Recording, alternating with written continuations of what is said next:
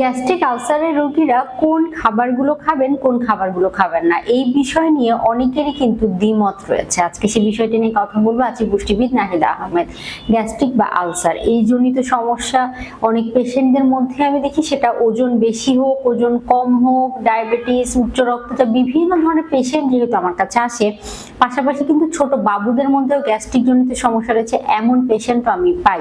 তারা যখন বিভিন্ন হেলথ কমপ্লিকেশন নিয়ে বা তাদের বিভিন্ন সমস্যা সমাধানের খাদ্যাভ্যাসের জন্য আমার কাছে আসেন, তাদের অনেকের মধ্যে বর্তমানে এখন কিন্তু এই কথাটি খুবই কমন যে ম্যাডাম গ্যাস্ট্রিক হচ্ছে, অ্যাসিডিটি হচ্ছে, আলসার জনিত সমস্যা অনেকের মধ্যে পাওয়া যায়। এর অন্যতম কারণ হচ্ছে প্রক্রিয়াজাতকৃত খাবার, বাইরের ফাস্টফুড জাতীয় খাবার, অতিরিক্ত গুরুপাক মশলাদার খাবার। অনেকে আবার এই কথা বলেন, ম্যাডাম আমি তো বাইরের কোনো কিছুই খাই না।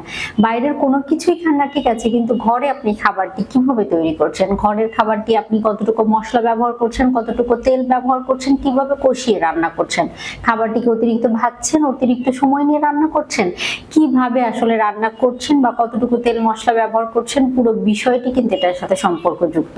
তাই গ্যাস্ট্রিক এবং আলসারের সমস্যা যাদের রয়েছে তাদেরকে আমরা সবসময় বলি সুসিদ্ধ হওয়া, অর্থাৎ ভালো করে সিদ্ধ হওয়া খাবার অল্প পরিমাণে তেল মশলা ব্যবহার করে রান্না করার চেষ্টা করতে হবে।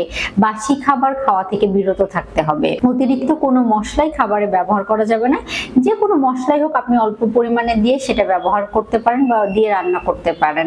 রান্না করার ক্ষেত্রে আরেকটা বিষয় আমরা অবশ্যই মাথায় রাখবো যে সেগুলো ওই যে ভুনে ভুনে কষিয়ে বাংলাদেশি স্টাইল বা ট্রেডিশনাল স্টাইলে যে আমরা রান্না করি, এই বিষয়গুলো কিন্তু গ্যাস্ট্রিক বা অ্যাসিডিটি বা আলসারের সমস্যার অন্যতম কারণ হতে পারে। বা গ্যাস্ট্রিক আলসারের পেশেন্টদেরকে আমরা বলি এগুলি একটু এড়িয়ে চলার জন্য, কম তেল মশলা দিয়ে ঝোল ঝোল তরকারি, এমনকি অনেকে শাক খেলে অ্যাসিডিটি হয়। আসলে কার কোন খাবার খেলে অ্যাসিডিটি হয়? প্রথম কথা যেটা, কম তেল মশলা ব্যবহার করতে হবে, ঘরের তৈরি খাবার খেতে হবে, প্রক্রিয়াজাতকৃত খাবার বাদ দিতে হবে, অতিরিক্ত চিনি এবং মিষ্টি জাতীয় খাবার বাদ দিতে হবে। কার কোন খাবার খেলে অ্যাসিডিটি হয় সেটা আইডেন্টিফাই করতে হবে, তারপরে সেই খাবারটি খাদ্য তালিকা থেকে বাদ দিয়ে দেওয়ার চেষ্টা করতে হবে। এইভাবে যদি আপনি চলতে পারেন, আর যদি সমস্যা জটিল আকার ধারণ করে, আমি বলবো অবশ্যই একজন পুষ্টিবিদের শরণাপন্ন হয়ে তার পরামর্শ অনুযায়ী খাবার গ্রহণ করার চেষ্টা করবেন। তাহলেই দেখবেন এই অ্যাসিডিটি, বদহজম, আলসার জনিত সমস্যা যাদের প্রকট আকার ধারণ করে তাদের ক্ষেত্রে অবশ্যই আপনারা উপকৃত হতে পারবেন।